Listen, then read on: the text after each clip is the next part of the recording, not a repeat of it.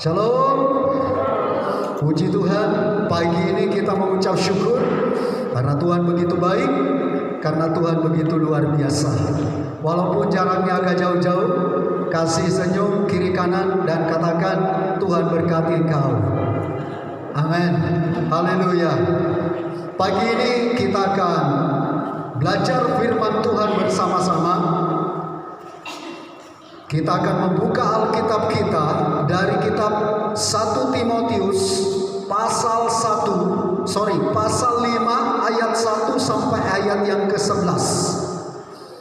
1 Tesalonika pasal 5 ayat 1 sampai dengan ayat yang ke-11. Yang sudah menemukan katakan amin sama-sama. Amin, puji Tuhan. 1 Tesalonika pasal 5 ayat 1 sampai dengan 11. Kita baca bersama-sama. Judulnya berjaga-jaga. 1-3. Tetapi tentang zaman dan masa, saudara-saudara, tidak perlu dituliskan kepadamu, karena kamu sendiri tahu benar-benar bahwa hari Tuhan datang seperti pencuri pada malam. Apabila mereka mengatakan semuanya damai dan aman, maka tiba-tiba mereka ditimpa oleh kebinasaan, seperti seorang perempuan yang hamil ditimpa oleh sakit bersalin. Mereka pasti tidak akan luput. Ayat 4. Tetapi kamu, saudara-saudara, kamu tidak hidup di dalam kegelapan, sehingga hari itu tiba-tiba mendatangi kamu seperti pencuri. Karena kamu semua adalah anak-anak terang dan anak-anak siang. Kita bukanlah orang-orang malam atau orang-orang kegelapan. Sebab itu, baiklah jangan kita tidur seperti orang-orang lain, tetapi berjaga-jaga dan sadar. Sebab mereka yang tidur waktu malam, dan mereka yang mabuk waktu malam. Ayat 8. Tetapi kita yang adalah orang-orang siang, baiklah kita sadar, berbaju sirakan iman dan kasih, dan berketopongkan pengharapan keselamatan. Karena Allah tidak menetapkan kita untuk ditimpa murka, tetapi untuk memperoleh keselamatan oleh Yesus Kristus Tuhan kita. Ayat 10. Yang sudah mati untuk kita, supaya entah kita berjaga-jaga, entah kita tidur, kita hidup bersama-sama dengan Dia. Ayat 11. Karena itu, nasihatilah seorang akan yang lain, dan saling membangunlah kamu seperti yang memang kamu lakukan. Ini luar biasa. Tema kita hari ini berjaga-jaga. Tapi saya bagi dua bagian, karena ada 4 poin yang akan kita bahas. Jadi hari ini saya akan membahas 2 poin dari tema berjaga-jaga. Minggu depan saya akan bahas 2 poin lagi. Bapak Ibu dikasihi Tuhan, kata berjaga-jaga yaitu artinya tidak tidur semalaman, atau saya lebih suka arti yang lain, yaitu bersiap-siap atau bersiap sedia atau bersedia senantiasa. Ini luar biasa. Kekristenan bukan kekristenan yang santai.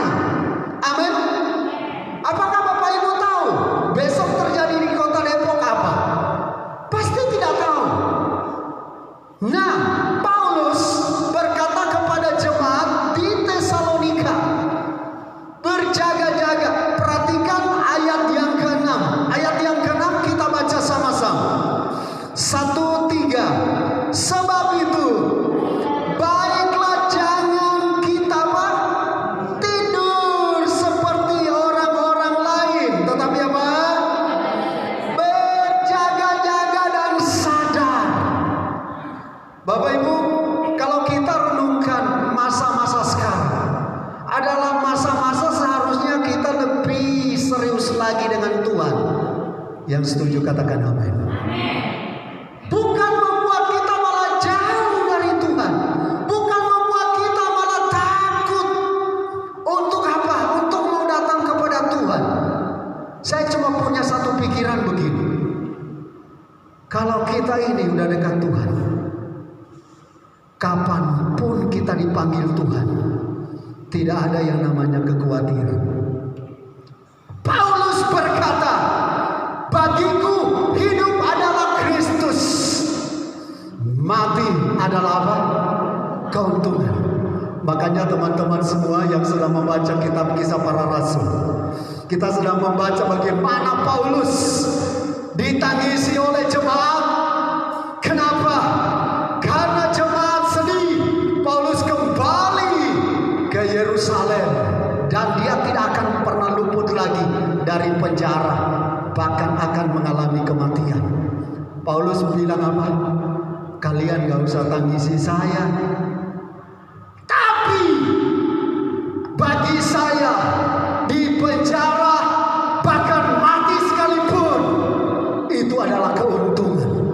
Semua orang Kristen kalau punya modal ini luar biasa. Bapak Ibu, menghadapi virus corona ini itu kita membutuhkan iman.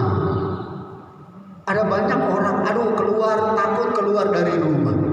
Tetapi bukan berarti kita mau hebat-hebatan juga, nggak mau jaga apa yang disarankan pemerintah. Bukan. Kalau tujuan kita untuk datang ke tempat ini mau beribadah kepada Tuhan, maaf ya, kalaupun kita harus dipanggil Tuhan, kita sudah siap. Amin. Toh kita datang di sini bukan untuk ke karaoke, duduk-duduk sama gadis-gadis yang bukan istri kita, terus kita mau santai-santai, mau minum-minum. No, kita mau ketemu Tuhan. Kasih tahu kiri kanan, kita mau jumpa Tuhan. Pujian tadi luar biasa. Dengan sayangmu ku akan terbang tinggi. Amin. Ini luar biasa. Kita datang ke gereja ini bukan untuk mau sombong-sombong kok. Kita mau ketemu Tuhan. Yohanes 15 ayat 5b. Di luar Tuhan kita nggak bisa apa-apa. Sorry. Kalaupun kita tinggal di rumah, kalau memang dipanggil Tuhan, berangkat juga, betul lah. Nah ini penting, harus dimengerti. Bukan berarti Pastor Caleb ini mau paksa-paksa orang untuk beribadah. No, ibadah sudah dibuka, tetapi kita harus jaga kesehatan kita jaga stamina kita. Nggak boleh tidur telat-telat, nggak boleh kita begadang-begadang. Tidur dengan baik, makan dengan baik, jaga kondisi kesehatan, banyak datang kepada Tuhan, dan Tuhan akan jaga kita. Ada amin? Ini penting untuk kita semua. Hari ini Paulus berkata kepada jemaat di Tesalonika bahwa mereka ini harus berjaga-jaga. Pagi ini Tuhan bicara kepada kita, kita semua harus berjaga-jaga. Amin. Karena di ayat 1 dikatakan begini, nggak usah ditulis kepada kamu tentang masa. Kenapa? Karena tidak ada seorang pun yang tahu kapan Yesus datang ke dunia ini lagi, yang kedua kali menjemput gerejanya. Gak ada lagi yang tahu, hanya Bapa yang tahu. Karena itu sebagai orang percaya kita disuruh apa? Suruh apa? Jaga-jaga. Kapanpun Tuhan datang, malaikat surga meniup sangkakala. Bila namaku dipanggil, aku apa? Aku ada. Jangan sampai dipanggil hambaku Pak Bernard. Oh, Pak Bernard bilang, siap Tuhan. Wah, itu luar biasa. Tapi betapa sedih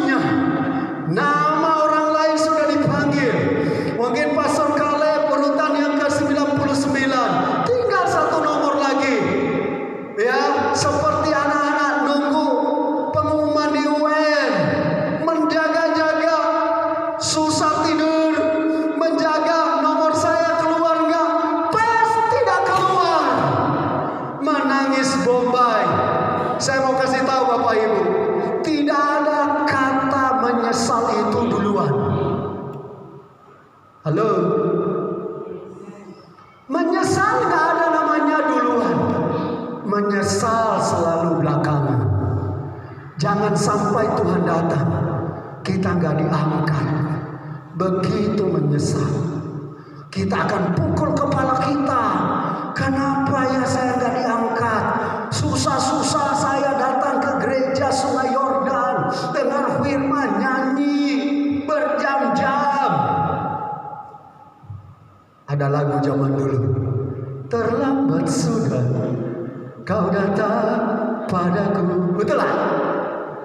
Nah, lagu itu lagu duniawi. Tapi hati-hati, jangan sampai kita terlambat. Bangun hidup kita. Yang pertama kita akan lihat sama-sama, kenapa Paulus suruh jemaat di Tesalonika berjaga-jaga. Dan pagi ini buat kita semua. Dan waktu kita berjaga-jaga, apa yang kita persiapkan? Jadi kita berjaga-jaga juga bukan hanya santai-santai, tapi kita harus mempersiapkan sesuatu. Apa yang harus kita persiapkan? Ada 4 hal, tapi pagi ini saya mau bahas 2 hal. 2 hal minggu depan lagi. Yang pertama, perhatikan di ayat yang ke-6 yang kita sudah baca tadi. Ayat yang ke-6, sobat jemaat, kita baca lagi dengan keras ayat yang ke-6. 1, 3. Sebab itu, baiklah, jangan kita tidur seperti orang-orang lain, tetapi berjaga-jaga dan apa? Sadar. Nomor 1, waktu kita berjaga-jaga, kita harus sadar. Jangan berjaga-jaga tapi melamun. Ada kesadaran penuh. Kamus Bahasa Indonesia memberikan apa sih arti kata sadar? Yaitu ingat kembali atau siuman. Harus sadar, masa-masa ini adalah masa-masa kita perkuat iman kita. Amin.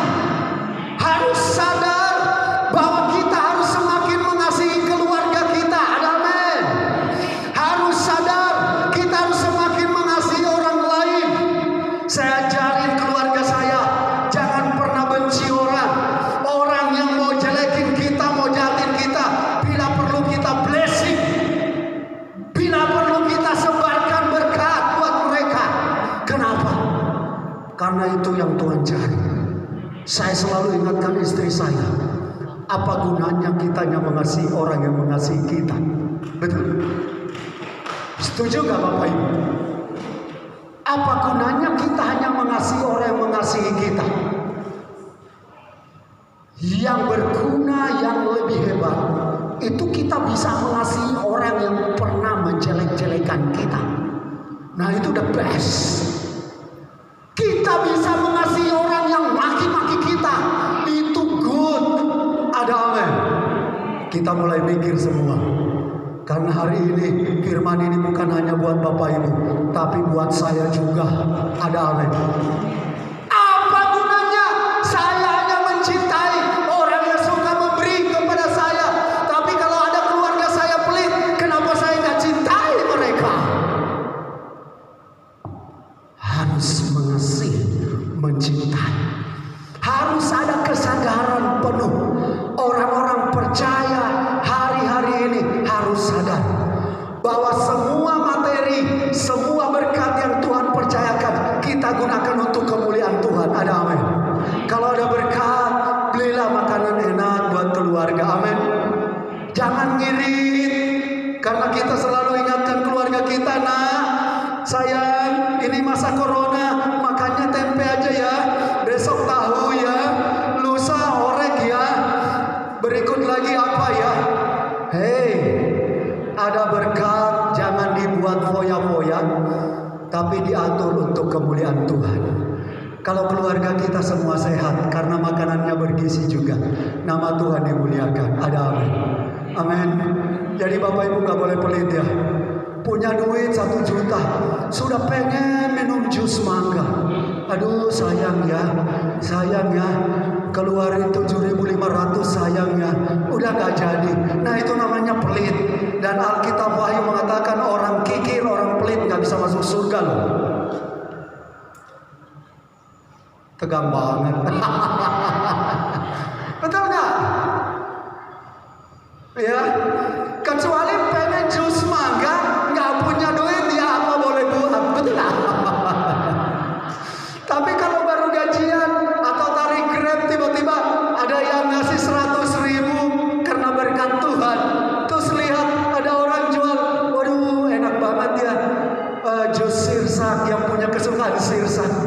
Aduh tapi sayang banget ya keluar 10.000, nggak usah deh nggak jadi. Nah namanya ini orang Sumatera bilang pelit. Haleluya, amin. Ya jangan pelit lah. Ya teman-teman yang masih merokok di sini bertobat kamu, berhenti. Uang rokoknya beli buat lauk pauk di rumah. Ya, kadang saya kalau ketemu orang suka ngerokok ini, aduh saya nggak bilang bicara tentang dosa, tapi saya selalu bilang, kamu ngerokok berapa? Ya 2 bungkus pak sehari, 2 bungkus kali 20.000 aja, 40 kali seminggu. Ibu Sri matematikanya cepet. Ya, kali sebulan. Anaknya disuruh makan tempe, dianya ngabisin. Di sisi-sisi yang lain padahal bisa beli ayam kampung, dibuat gulai, sambil beli tempat ketupat bikin sendiri. Harus berjaga-jaga. Kita ini harus punya kesadaran. Mulai hari ini kita harus sadar, amin. Saya mau ajarkan jemaat di tempat ini, bukan berarti supaya gereja ini banyak duitnya, enggak. Bapak Ibu dapat 100.000, sisi itu 10.000 loh di amplop. Kasihlah persembahan perpuluhan keluarga. Ini benar. Jangan 100.000 kamu habiskan langsung. Saya ajarin 2 anak saya. Saya ingat mereka kalau nggak salah bulan yang lalu. Saya belum izin sama mereka, tapi nggak apa-apa saya ceritain karena ini contoh yang bagus dan tapi nggak boleh ditiru. Bagus tapi nggak boleh ditiru, lucu ya. Artinya gini, saya pernah lihat anak saya itu terima berkat. Saya selalu ingatin mereka, nah perpuluhan. Tapi saya selalu tandain waktu dia nggak perpuluhan, berikutnya berkatnya seret-seret aja dia. Nah maksud saya begini, kalau kita model begini, berkatnya itu seret-seret aja. Sekarang dilema, banyak hamba Tuhan mengajarkan gak boleh perpuluhan, banyak hamba Tuhan mengajarkan perpuluhan. Saya mau kembalikan di hati Bapak Ibu, tapi saya sendiri seperti Yosua. Kalau orang lain gak mau perpuluhan, saya mau perpuluhan karena saya sudah mengalami berkat. Kok aminnya gak ada? Dapat proyek perpuluhan sehingga proyek-proyek berikut datang. Jangan adem-adem aja, orang Sunda bilang. Ini penting. Halo. Berjaga-jaga itu termasuk ke ekonomi kita. Kadang-kadang kita nggak pelihara, nggak jaga ekonomi kita. Coba Bapak Ibu bayangin deh, kalau Bapak Ibu dapat berkat, lakukan apa yang Tuhan mau, pasti beda. Kalau Bapak Ibu dapat berkat, jangan lakukan apa yang Tuhan mau, hasilnya juga lebih buruk lagi. Saya mau kasih tahu, bukan saya nakut-nakutin Bapak Ibu loh, karena ini janji Tuhan. Maleakhi 3 ayat 10 bilang apa? Ujilah aku, apakah aku gak bisa buka tingkap-tingkap langit. Aku akan mencurahkan berkat bagimu. Ini saya ajarin ini karena saya sayang sama Bapak Ibu semua. Kalau saya nggak sayang, saya biarin aja lah dia. Betul lah. Karena saya sayang ke keluarga ini saya kasih tahu supaya keluarganya diangkat oleh Tuhan. Harus berjaga-jaga. Hai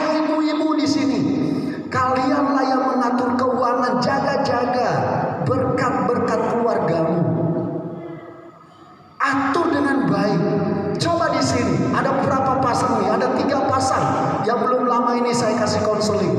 Apakah saya tidak mengajarkan perpuluhan kepada kalian?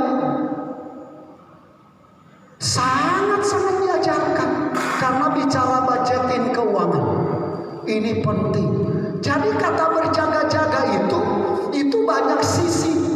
Kita sebagai orang percaya juga harus berjaga-jaga tentang keuangan ekonomi kita, betul lah. Jaga-jaganya kalau di rumah ada pot, daripada ditanam bunga nggak menghasilkan apa-apa, tanam cabai aja.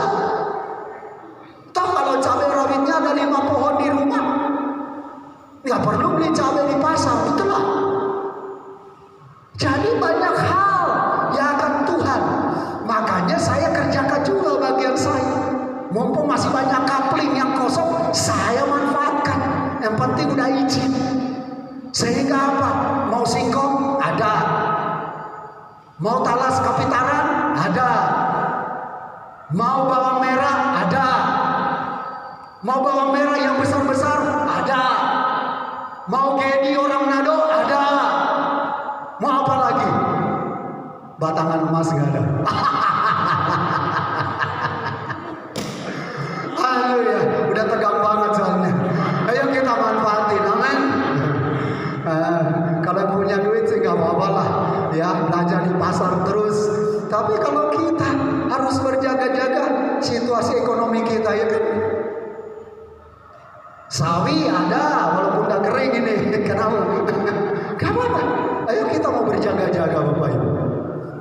Tapi terutama di sisi rohani kita harus kita lebih berjaga-jaga. Makanya saya itu dorong Bapak Ibu untuk senantiasa everyday, tiap hari baca firman Tuhan. Tujuannya satu.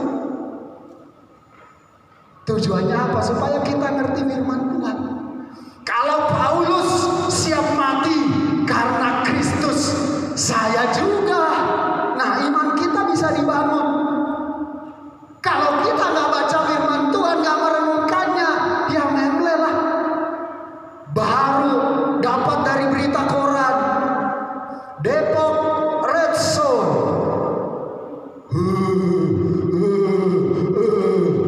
Ya tiap hari juga Red Zone. Pak Galang aja pakai Red Zone itu di mukanya, ya kan? Apa? Red Zone itu kita nggak bisa hindari. Tapi iman kita yang membuat kita kuat. Ada amin. Kita kan gak boleh takut, tapi kita juga gak boleh sombong. Amin. Wah, saya anak Tuhan gak mungkin kena corona. Gak bisa begitu. Kita hanya berkata, Tuhan, aku mau ibadah, sertai kami, lindungi kami, jauhkan dari segala maut merabait celaka, jauhkan dari segala sakit penyakit, jauhkan dari virus corona. Kalau kita udah doa begitu, masa Tuhan biarin? Ada amin. Ini yang luar biasa. Kalau berjaga-jaga itu harus apa? Sadar. Kasih tahu kiri kanan. Gak usah teriak-teriak, kasih tahu. Kamu sudah sadar belum? Kalau udah sadar, ayo lebih sungguh-sungguh lagi sama Tuhan. Amin. Ya, yang suami-suami belum sadar, jangan pulang-pulang dimaki-maki, jangan. Tapi kasih tahu, Pak, hari ini firman-Nya mengingatkan kita untuk sadar, supaya kita cari Tuhan. Amin. Yang kedua Bapak Ibu, ayat yang ketujuh.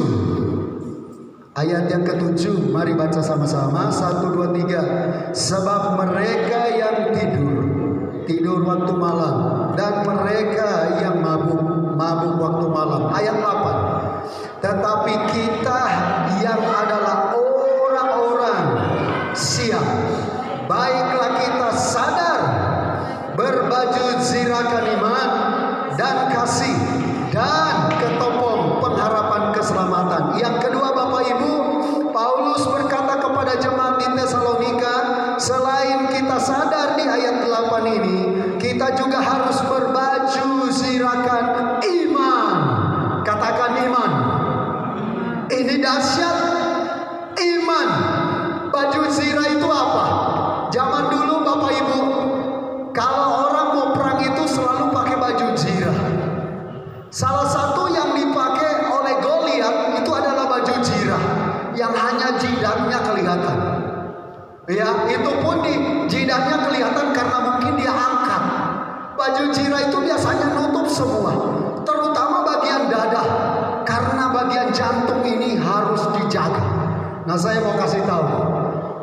rupanya kerohanian kita ini, kita perlu jaga dengan iman yang kuat. Betul lah. Kalau ada kabar sana meninggal sekian, ada kabar di sana yang kena corona sekian, iman kita yang bisa proteksi kita. Artinya kita punya iman. Tuhan, aku yakin keluargaku disertai dan dilindungi Tuhan. Iman itu belum melihat, tapi believe, tapi percaya. Bayangkan, misalnya kalau misalnya maaf saya pakai Pak Philip. Pak Philip bilang, Pak Pendeta Kaleb datang ke rumah saya mau kasih 1 M untuk pelayanan. Saya udah tahu. Betul lah. Tapi waktu saya berdoa, saya punya iman, saya yakin dan percaya Tuhan pakai siapapun juga. Dan saya mulai dengan doa saya dengan sungguh-sungguh percaya kepada Tuhan. Tiba-tiba ada di hati kita, Tuhan bisa pakai orang-orang tertentu, belum ngasih tahu, tapi Tuhan bisa lakukan sesuatu. Kita punya iman. Atau kita lagi sakit, dokter bilang ini gak mungkin sembuh, tapi kita punya iman. Artinya iman yang dibentuk dari firman Tuhan. Aku yakin 1 Petrus 2 ayat 24, Yesus Kristus sendiri telah tersalib di atas kayu salib, dan oleh pilurnya saya disembuhkan. Iman kita mulai bekerja sehingga kita seperti wanita pendarahan 12 tahun mulai punya iman. Saya sentuh saja ujung jumpai Tuhan, aku sembuh. Nah, itu iman. Orang percaya harus punya iman. Orang percaya imannya harus kuat. Jangan imannya membleh. Kalau orang yang gak kenal Tuhan takut, kok kita ikut-ikutan takut? Kalau orang yang gak kenal Tuhan gelisah, khawatir, gak ada lagi beras, tinggal sekali masak. Tapi orang yang punya iman, dia beriman. Oke Tuhan, tinggal sekali masak, tapi aku yakin masak berikutnya Tuhan siapkan buat keluargaku. Imannya pelan sekali. Amin. Itu iman. Bapak Ibu mungkin mulai buka-buka dompet. Udah, dompet ini menipis, tinggal 1 lembar merah. Waktu masih jauh, gak punya gaji. Tapi Bapak Ibu harus punya iman. Ada amin. Iman itu penting. Jangan sampai orang percaya kehilangan iman. Jangan sampai orang percaya kehilangan satu ini, iman. Iman ini timbul dari pendengaran akan firman Tuhan. Makanya apakah saya salah ngajak Bapak Ibu untuk merenungkan firman Tuhan? Tidak ada yang salah. Bapak Ibu atur waktu lagi. Saya mengerti Bapak Ibu sangat-sangat sibuk. Kerja, keluar subuh, pulang malam, begitu lelahnya. Tapi saya mau dorong, tetaplah kasih waktu untuk firman Tuhan.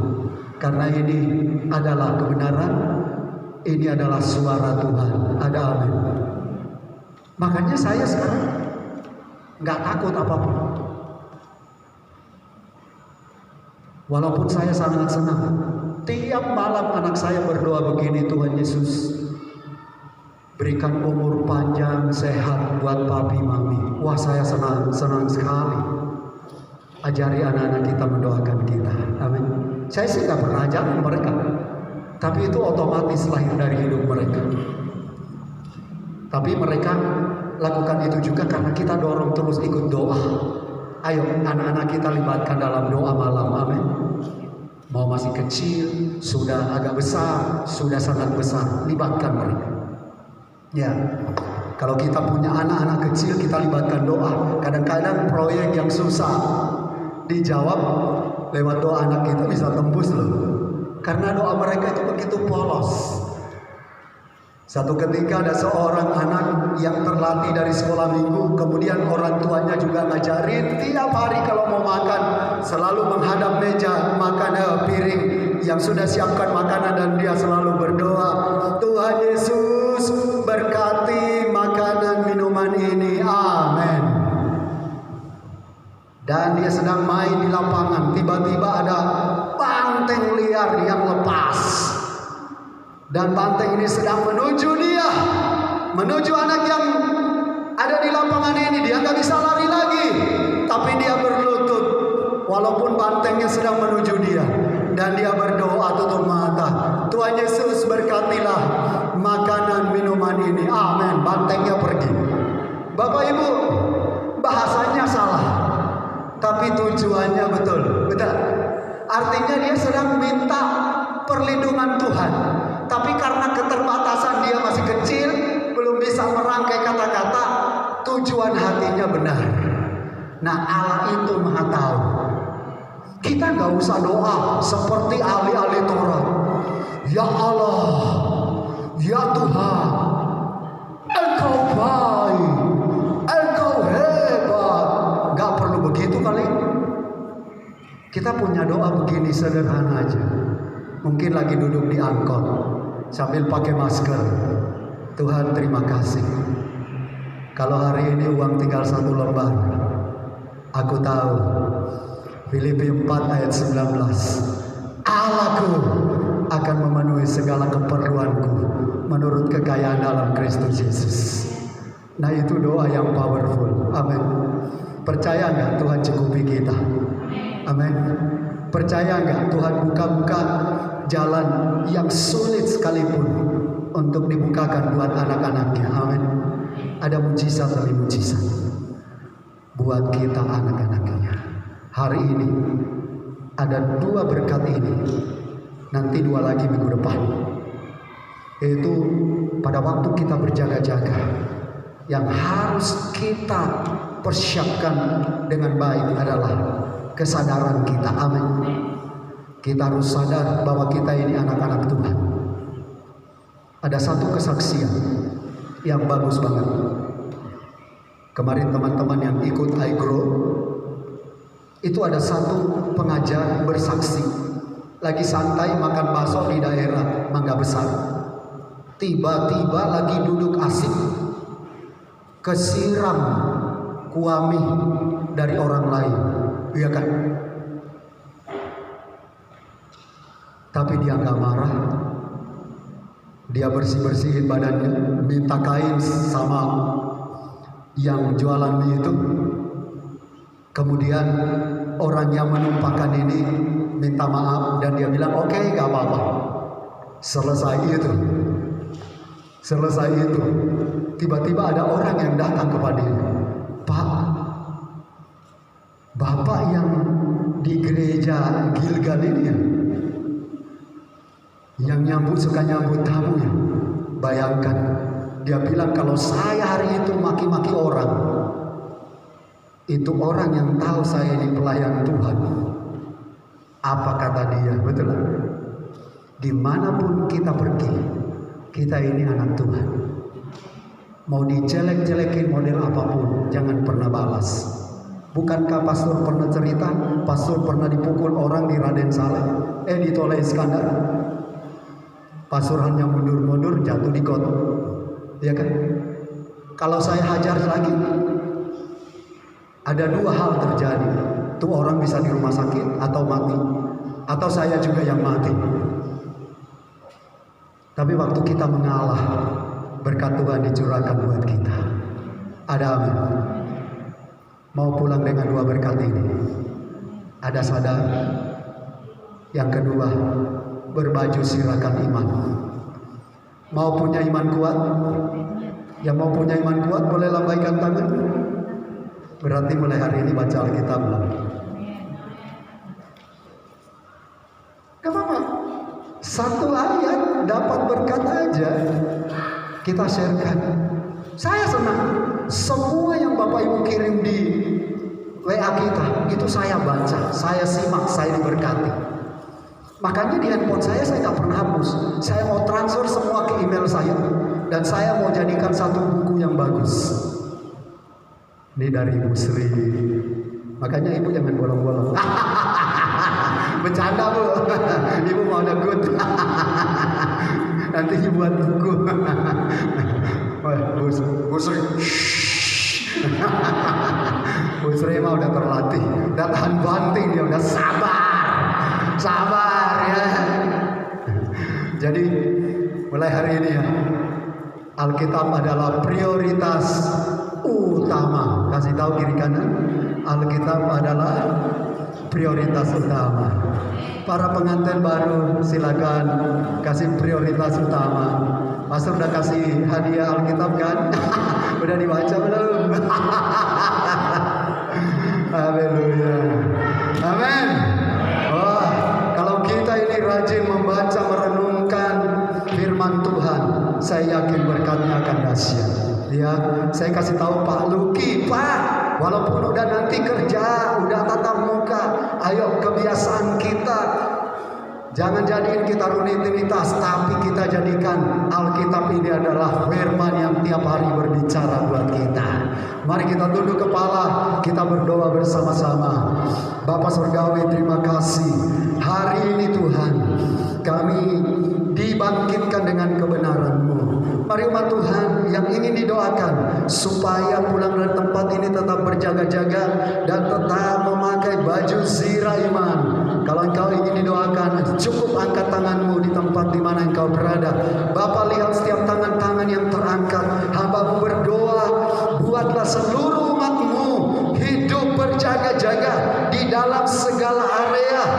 Aku berdoa Tuhan, biarlah umat-Mu juga ya Tuhan diberikan iman yang kuat kokoh, iman yang tidak luntur, iman yang tidak kecut, tidak tawar, iman yang tidak lenyap, tapi iman mereka semakin hari semakin bertumbuh.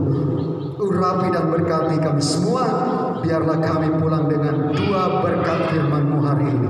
Di dalam nama Tuhan Yesus kami berdoa, kami mengucap syukur. Yang diberkati katakan amin.